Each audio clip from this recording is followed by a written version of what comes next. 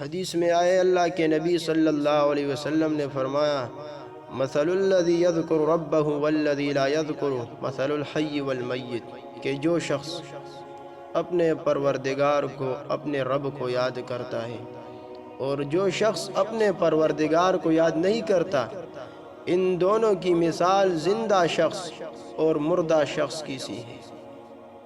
सारा दिन हम अपने ज़बान से कितनी फजूल बातें करते हैं।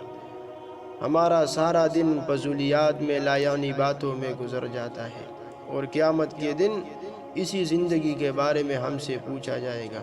अशरफ अली थानवी रहमहुल्लाह ने लिखा है कि वल्लाह बिल्लाह सुम्मत अल्लाह, मुझे रब्बे ला यज़ाल की कसम, एक बार अल्लाह कहना दोनों जहानों की नेमतों से बेहतर है और इसके बदले में जो कुछ मिलेगा वो मरने के बाद पता चल जाएगा।